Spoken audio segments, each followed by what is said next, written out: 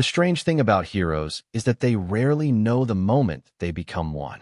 The first siren echoed across the valley just before sunrise, its lonely wail drifting through the cool mountain air like a warning carried by the wind itself. Maple Ridge was the kind of small Montana town where mornings usually began with the smell of fresh coffee, damp pine needles, and wood smoke curling lazily from old stone chimneys. Storefront lights blinked awake one by one along Main Street, while pickup trucks rolled quietly toward family-owned shops, and children still slept beneath patchwork quilts, unaware that their peaceful town stood only moments away from a disaster no one could yet imagine. Parked beside Fire Station 3, Rescue Officer Ethan Walker tightened the strap of his turnout jacket before taking a slow sip from a paper cup that had already gone lukewarm. At 36, Ethan carried the calm confidence of someone who had spent more than a decade answering emergencies without ever allowing panic to become part of the job. His weathered face, light hazel eyes, and neatly trimmed brown hair reflected years under open skies rather than behind office walls. A faint scar rested beneath his jaw, barely noticeable unless the morning sun struck it just right, reminding him that every rescue left something behind, even when everyone made it home. Sitting beside him in the rescue truck was Atlas, a 5-year-old German shepherd whose sable coat caught the first golden light filtering over the eastern ridge. Strong, alert, and impossibly still, Atlas watched the awakening town with quiet intensity. His amber eyes moved from rooftop to rooftop, lingering far longer than usual on the distant northern hillside where thick forests stretched beyond sight. Ethan noticed the silence immediately. Atlas was never nervous without reason. The dog wasn't pacing or whining. He simply stared, his ears lifted, his nose tilted into the breeze. Then he inhaled deeply once, twice, and froze. Ethan lowered his coffee. "What is it, partner?" he asked softly. Atlas didn't look back. A cool breeze drifted through the open truck window, carrying familiar scents of cedar, damp earth, gasoline from the nearby service station, and breakfast cooking somewhere across town. Then another scent arrived. Thin, dry, almost invisible. Atlas stood so suddenly the truck's suspension rocked beneath his weight. His muscles tightened. His tail remained perfectly still. He let out one low, restrained growl that barely rose above the hum of the idling engine. Ethan stepped out and scanned the horizon. Everything appeared perfectly normal. The sky glowed pale blue. Church bells rang 7 slow notes. A delivery driver waved from across the street. Nothing looked wrong. Nothing sounded wrong. Yet Atlas suddenly leaped from the truck before Ethan could reach for his harness. The German shepherd sprinted across the empty intersection with absolute certainty, ignoring every command behind him. "Atlas," Ethan called, breaking into a run. The dog never disobeyed. Not once in 5 years. But this morning, he never hesitated. He reached the center of the crossroads and stopped. Cars slowed. Pedestrians turned. Atlas planted all 4 paws firmly against the pavement and stared toward the northern edge of town where the forest met rows of family homes. His breathing grew heavier. His ears twitched. Then, without barking, he refused to move another inch. Around him, Maple Ridge continued waking as though nothing had changed. No smoke stained the sky. No flames touched the trees. No alarms warned of danger. Only one German shepherd stood motionless beneath the growing light, looking towards something that no human eyes could yet see, while somewhere beyond those peaceful rooftops, the first quiet spark of an unimaginable fire had already begun its journey toward the sleeping town. Ethan reached Atlas only after weaving through 2 slowing pickup trucks and a pair of confused cyclists who had stopped to watch the unusual scene unfolding in the middle of the intersection. The German shepherd did not acknowledge the voices around him. His entire focus remained fixed on the tree line beyond the northern neighborhood, where towering ponderosa pines framed the edge of Maple Ridge like silent guardians. Ethan rested one hand gently on Atlas's shoulder, feeling the muscles beneath the thick sable coat remain tense as drawn steel cables.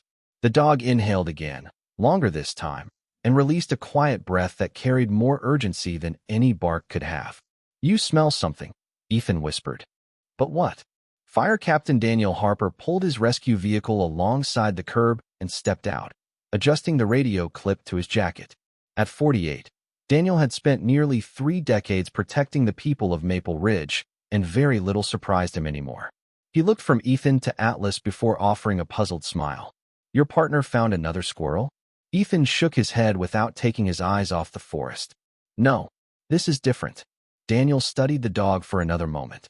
Even he could see Atlas was behaving unlike any ordinary working dog. There was no excitement, no distraction, only unwavering purpose. Before either man could speak again, a gust of wind swept down from the hills, stirring loose leaves across the pavement and carrying with it the faintest trace of something dry and bitter. Ethan caught it only for an instant. It was so subtle he questioned whether he had imagined it.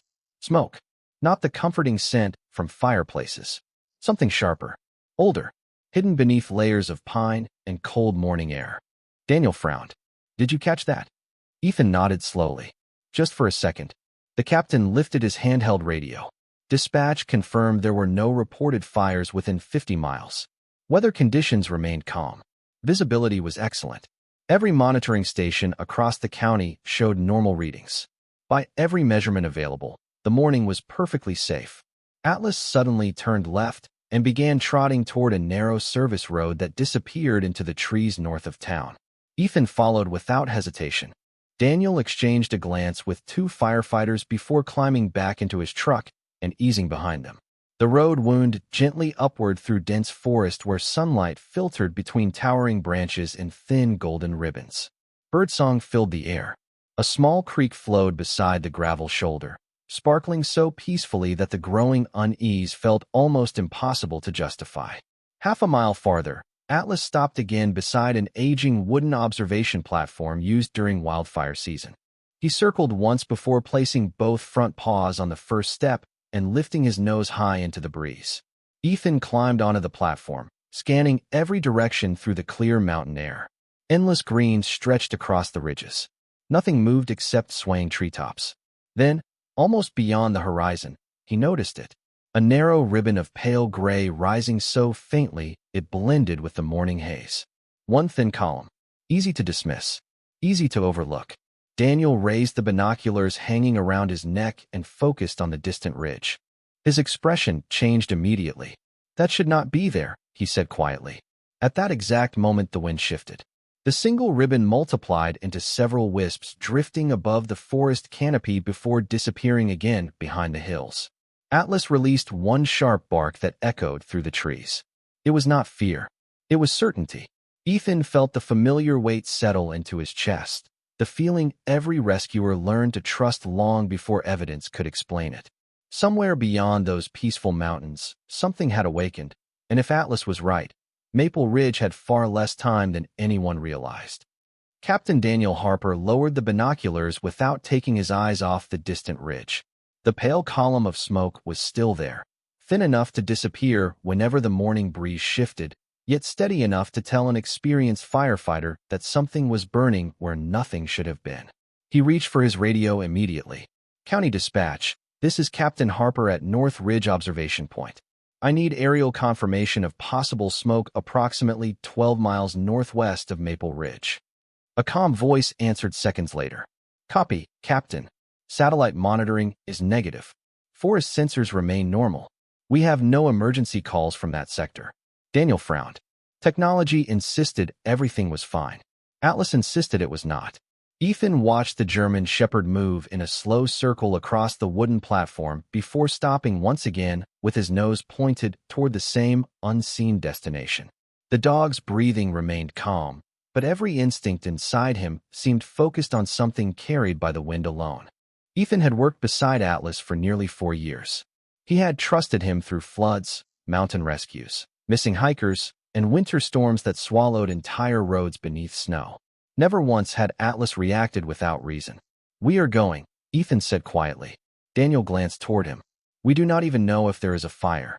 Ethan knelt beside Atlas and gently rested a hand against the dog's neck. "He does." Daniel hesitated only a moment before nodding. Experience had taught him that good judgment sometimes arrived before proof. Within minutes, 2 rescue trucks rolled onto the narrow Forest Service road leading toward the northern ridges. The farther they climbed, the quieter the forest became.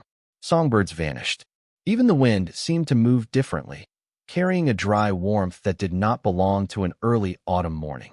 Sunlight filtered through towering pines in long golden beams, while dust drifted behind the tires like pale smoke. Atlas sat upright between the front seats, staring through the windshield without blinking. Every few seconds he lifted his nose toward a slightly opened window, sampling the air with unwavering concentration. Ethan noticed tiny flakes floating past the glass. At first he mistook them for bits of pollen catching the light. Then one landed on the sleeve of his jacket. Grayish, barely larger than a grain of rice. Daniel noticed another drifting across the hood of his truck. Neither man spoke. The road curved sharply around a rocky hillside before opening onto a broad overlook above the valley. What greeted them stole the silence from everyone inside the convoy. Far beyond the first ridge, hidden from the town by miles of forest, a wide curtain of pale smoke now climbed steadily into the blue sky. It was no longer one narrow ribbon. It stretched across the horizon, growing darker near its base where the trees disappeared beneath an expanding haze. No flames were visible from this distance, but every firefighter present recognized what they were seeing. Somewhere deep within those mountains, a wildfire had begun long before anyone noticed. Daniel spoke into the radio again, his voice calm but unmistakably urgent. "Dispatch, upgrade this to a confirmed wildfire. Activate county mutual aid and notify state forestry immediately." The reply came after a brief silence. "Confirmed, Captain. Air reconnaissance is being launched."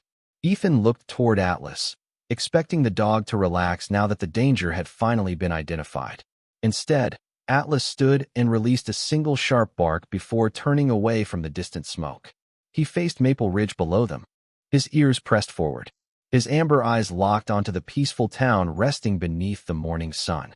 Then he began pulling insistently toward the trucks, as though the fire itself was no longer what mattered most.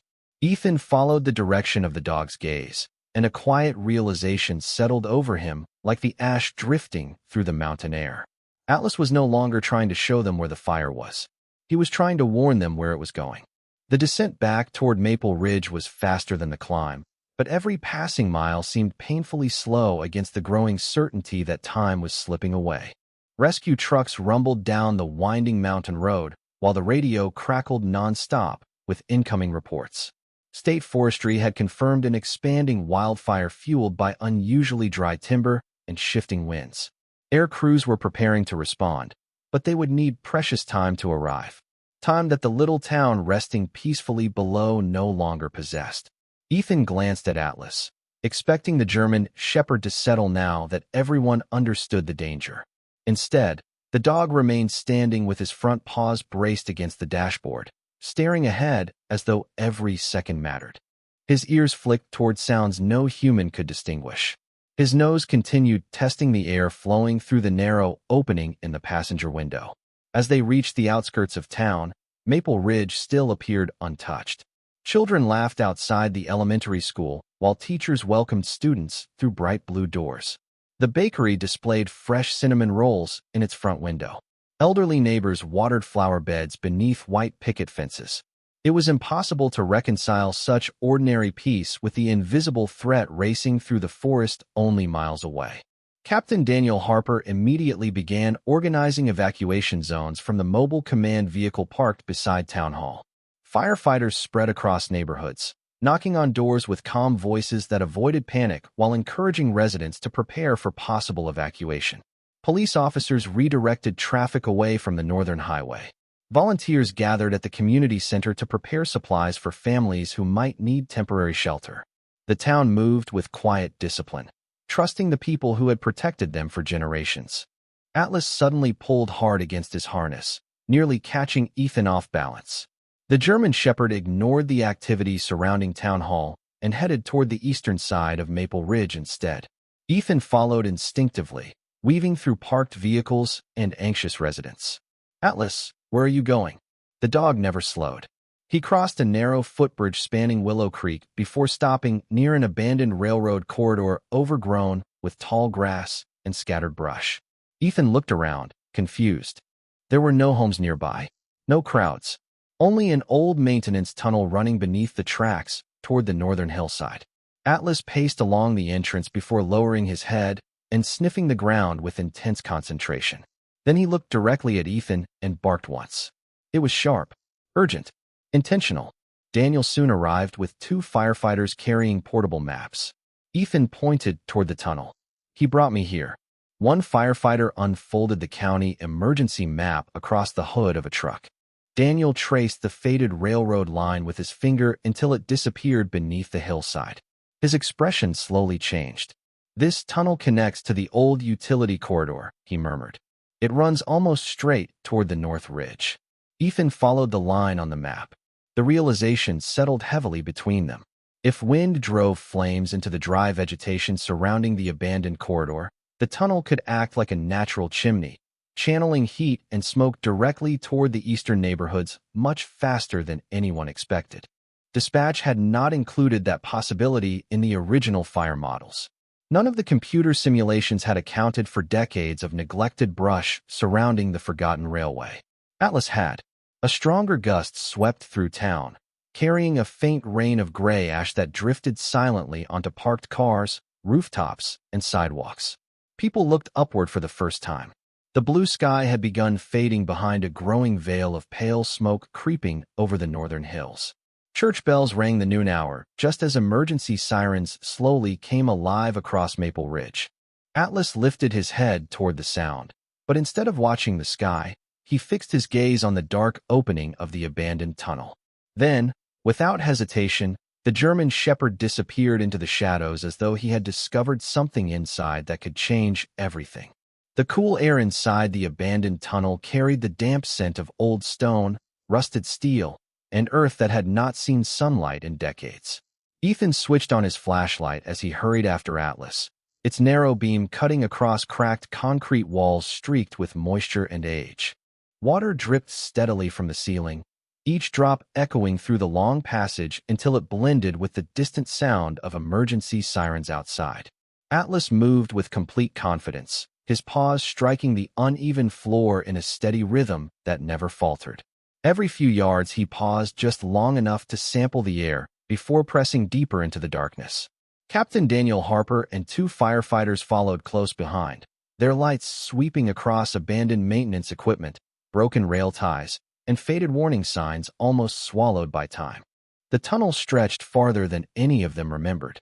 According to county records, it had been sealed years earlier after a newer highway bypass replaced the railroad line, but forgotten places often developed lives of their own.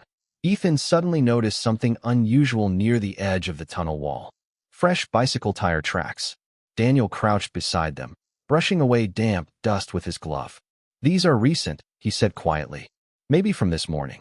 Atlas immediately changed direction, leaving the center of the tunnel and climbing onto a narrow maintenance walkway running alongside an old utility conduit. His pace quickened. Then he stopped. His ears lifted. He barked once before disappearing through a rusted service doorway hanging partially open on broken hinges. Ethan reached the doorway seconds later and froze.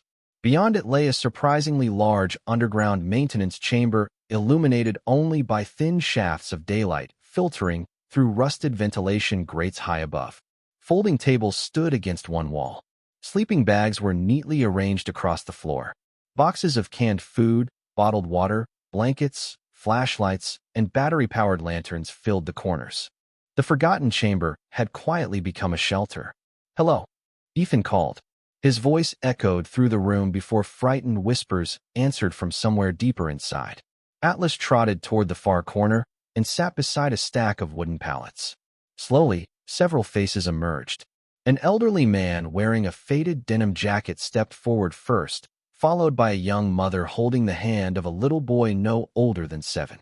Behind them came 2 more children, an older woman using a walking cane, and a teenage girl carrying a backpack almost as large as herself. Their expressions revealed equal parts relief and uncertainty. The elderly man cleared his throat. "We heard the sirens," he said softly. "We thought staying underground would be safer." Daniel looked around the room, counting heads. 12 people. Some had been living in temporary shelters after recent financial hardships. Others had gathered there that morning believing the old tunnel offered protection from smoke and wind. None of them knew the abandoned corridor could become one of the most dangerous places in the valley if the fire reached the northern hillside. Ethan knelt beside the little boy, whose wide blue eyes remained fixed on Atlas. "What is your name, buddy?" "Noah," the child whispered. "Your dog found us."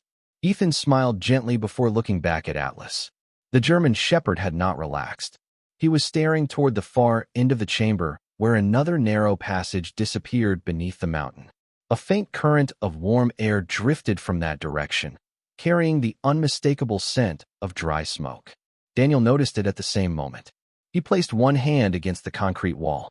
It felt slightly warmer than before.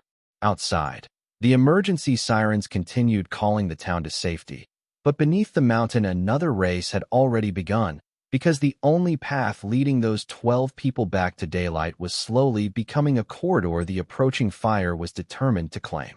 Captain Daniel Harper took one slow breath before speaking, his calm voice filling the underground chamber without revealing the urgency pressing against every passing minute. "Everyone, listen carefully. We are going to leave together, and nobody is going to be left behind." The frightened faces turned toward him with quiet hope. The elderly man nodded first. The young mother lifted Noah into her arms while the teenage girl helped the older woman tighten her coat around trembling shoulders. Ethan moved quickly through the group, handing out small flashlights from the emergency packs carried by the firefighters. Atlas remained near the narrow passage where the warm draft continued flowing into the chamber. Every few seconds the German shepherd raised his nose, measuring changes in the air with remarkable precision. The faint scent of smoke had become stronger now, mixing with damp concrete and old timber until even the people inside began noticing it. Noah looked toward Ethan with worried eyes. "Is the fire coming here?" Ethan knelt beside him and smiled gently. "We are going to stay ahead of it. Atlas made sure we found you before it was too late." The little boy reached toward the German shepherd, and Atlas briefly leaned his head against Noah's small hand before returning his attention to the tunnel. It was almost as if he understood there would be time for comfort later. Right now there was only one mission. The group began moving through the long corridor at a steady pace. Firefighters walked at the front and rear while Ethan stayed beside Atlas in the middle, watching the dog more closely than the tunnel itself. Small flakes of gray ash drifted through cracks in the old ventilation shafts above them, settling silently onto the concrete floor. Somewhere outside, the wildfire was drawing closer. They had covered nearly a quarter mile when Atlas suddenly stopped so abruptly that Ethan nearly walked into him. The German shepherd turned sharply toward a narrow maintenance staircase climbing upward beside the tunnel wall. Rust covered the old metal railing, and a weathered sign marked the staircase as an emergency service exit that had not appeared on any of the modern county maps. Daniel climbed several steps before pushing against a heavy steel hatch overhead. It resisted at first, then slowly opened with a groan that echoed through the passage. Bright daylight poured into the tunnel along with cool mountain air. Ethan stepped outside behind him and looked around in surprise. They stood in a quiet clearing less than 300 yards from the eastern edge of Maple Ridge, hidden by dense pine trees that shielded the forgotten exit from view. The town's evacuation buses were already gathering families at the nearby community center. They had found a shortcut no one remembered existed. One by one the rescued group emerged into fresh air, their anxious expressions softening with visible relief. Volunteers rushed forward with blankets and bottled water, while paramedics guided the elderly woman toward an ambulance for a routine examination. Noah looked back toward Atlas before wrapping both arms around the German shepherd's neck in a brief, grateful hug. Atlas accepted the embrace for only a moment before lifting his head once more. His ears stood forward, his eyes fixed beyond the clearing toward the northern ridge. Ethan followed his gaze. A wall of smoke had begun rising above the trees, darker now and moving much faster than before. Then a firefighter sprinted across the parking lot holding a radio. His face had turned pale. "Captain," he called, breathing hard. The wind just shifted again. The fire changed direction. Daniel took the radio and listened silently. His expression grew heavier with every word. The flames were no longer heading only toward the eastern neighborhoods. A powerful gust had pushed the wildfire toward the center of Maple Ridge itself, where one final evacuation zone remained dangerously close to becoming trapped, and Atlas had already started running before anyone else understood exactly where they needed to go. The first evacuation buses rolled away from the community center just as the afternoon sky faded from blue to a muted bronze beneath an expanding blanket of smoke. The sunlight that had warmed Maple Ridge only hours earlier now filtered through the haze in soft amber beams, casting long shadows across streets that had once echoed with ordinary conversations but now carried only the steady rhythm of determined footsteps and emergency vehicles. Atlas ran several yards ahead of Ethan, weaving through quiet intersections with absolute confidence. The German shepherd ignored the noise around him. His focus remained fixed on a narrow residential district bordering the old fairgrounds near the center of town. Captain Daniel Harper kept pace beside Ethan while speaking into his radio. "Confirm every home on Cedar Avenue has been cleared." A dispatcher answered with measured urgency. "Most residents have evacuated, Captain. One final welfare check is still in progress." Ethan exchanged a quick glance with Daniel. Neither man liked the sound of the word most. Atlas suddenly turned onto Cedar Avenue without waiting for a command. The neighborhood appeared almost empty. Front porches stood open. Garden hoses lay abandoned across green lawns. Wind chimes swayed gently beneath smoke-darkened skies, while forgotten bicycles rested beside mailboxes as though their owners expected to return before dinner. The quiet felt heavier than the sirens. Atlas slowed, near a small white farmhouse surrounded by maple trees whose leaves had begun collecting tiny flakes of gray ash. He circled the front porch once before stopping beside a wooden gate that led into the backyard. His ears lifted. He barked twice, sharp and unmistakably different from every signal Ethan had heard that day. "Someone is here," Ethan said. They hurried through the gate and found an elderly woman standing beside a weathered chicken coop, carefully opening each small enclosure while dozens of frightened hens wandered uncertainly into the yard. She looked up with startled blue eyes as Ethan approached. "Ma'am, we have to leave now." She offered an apologetic smile that carried equal parts kindness and stubbornness. "I know," she answered softly. "I just could not leave them locked inside." Ethan gently helped her toward the waiting rescue truck while two firefighters finished opening the remaining coop doors. Atlas watched quietly until the woman was safely seated inside the vehicle. Then he turned again. He was not finished. The German shepherd trotted farther down the street toward a neighborhood playground standing empty beneath the smoky afternoon sky. A bright red swing moved gently in the breeze, although no children remained nearby. Atlas stopped beside the entrance, lifted his nose, and scanned the quiet park.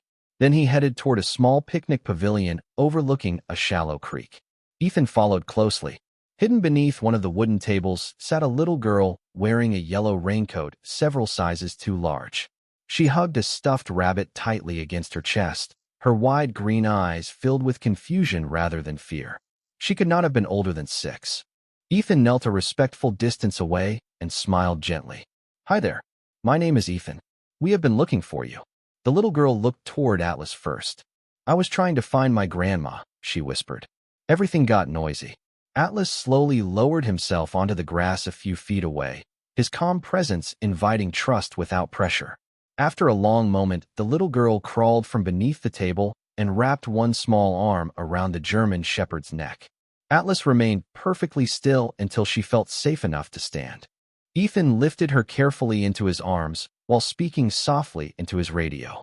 Dispatch quickly confirmed that her grandmother had already reached the evacuation center and had been desperately searching for her missing granddaughter. Relief spread through every voice on the radio channel. As they walked back toward the rescue truck, the wind strengthened once more. Ash drifted across the playground like silent snow, and the scent of smoke grew noticeably heavier. Captain Daniel Harper looked toward the northern horizon where helicopters had finally begun dropping water beyond the tree line. "That bought us some time," he said quietly.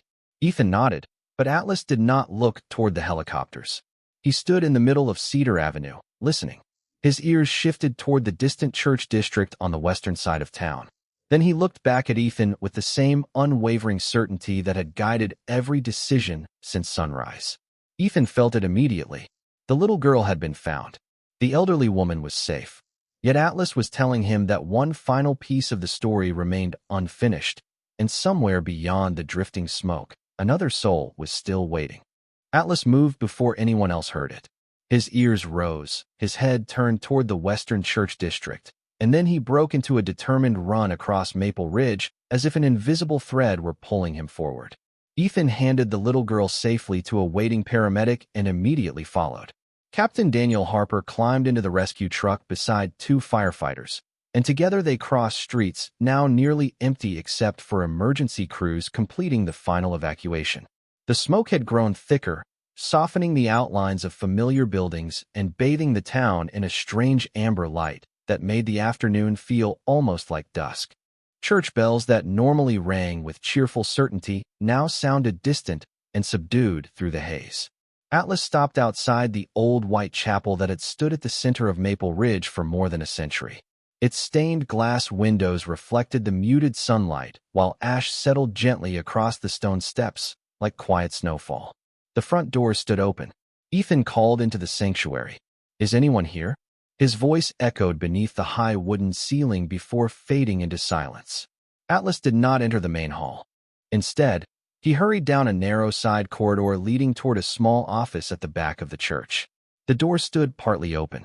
Inside, an elderly pastor carefully filled cardboard boxes with handwritten community records, family photographs donated over generations, and a weathered leather Bible whose pages had been turned by countless hands through weddings, funerals, baptisms, and prayers. Reverend Samuel Carter looked up with gentle surprise as Ethan entered. The silver-haired pastor smiled warmly. "I thought I still had a little more time."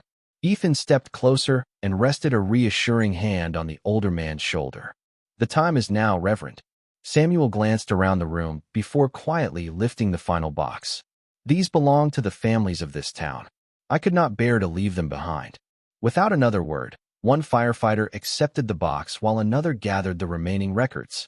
Atlas stood patiently beside the pastor until the elderly man finally reached down and rested a trembling hand against the German shepherd's head. "You came for an old shepherd," Samuel whispered with a grateful smile. "Sent by a very good one." They stepped outside together just as a powerful gust carried another wave of smoke across the church lawn. The wind had changed again. Helicopters continued working beyond the ridge, while fire engines formed protective lines around the western edge of town.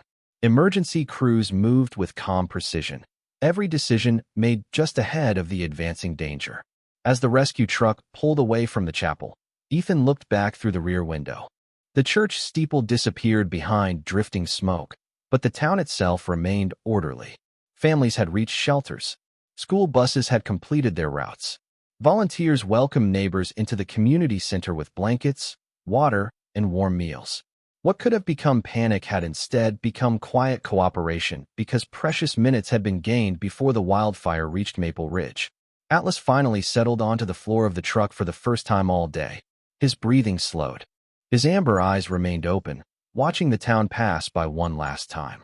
Ethan rested his hand gently against the dog's shoulder without speaking. No words felt necessary. The silence between them carried something deeper than celebration. It carried gratitude.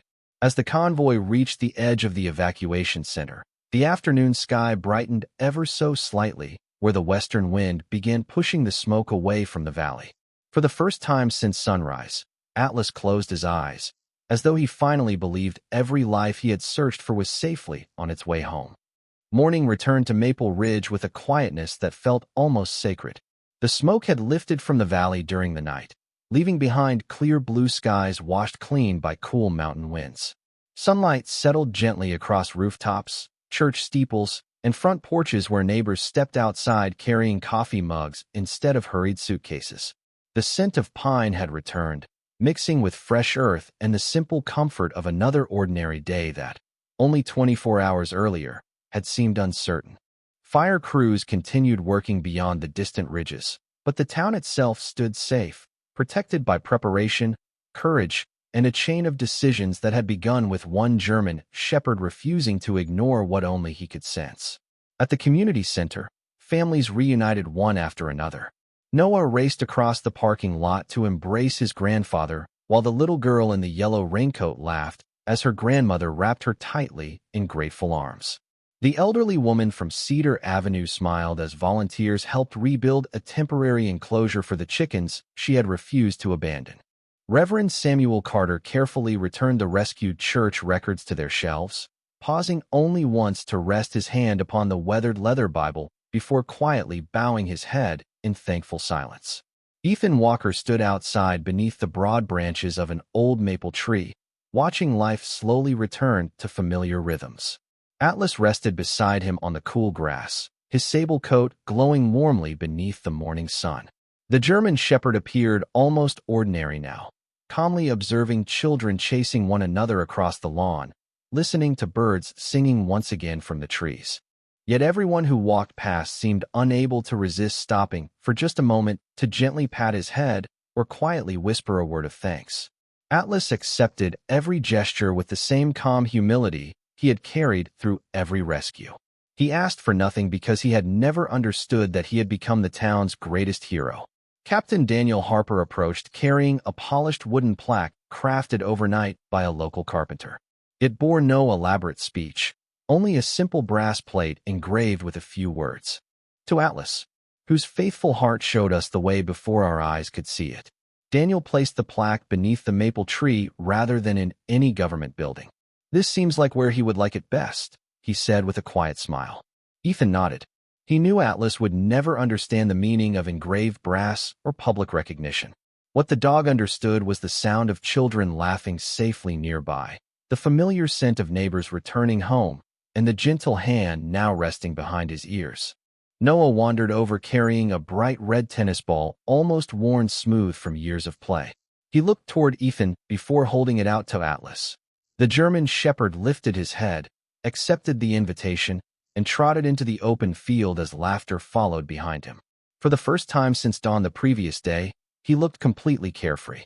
Ethan watched his partner run beneath the clear Montana sky, and quietly realized that the greatest miracles rarely announced themselves with thunder or applause.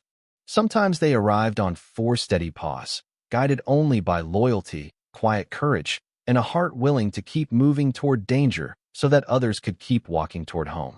And long after the smoke had disappeared beyond the mountains, the people of Maple Ridge would remember that the day their town was saved did not begin with flashing lights or heroic speeches. It began with one faithful dog who stopped in the middle of the road because he trusted what love allowed him to sense before anyone else could see it.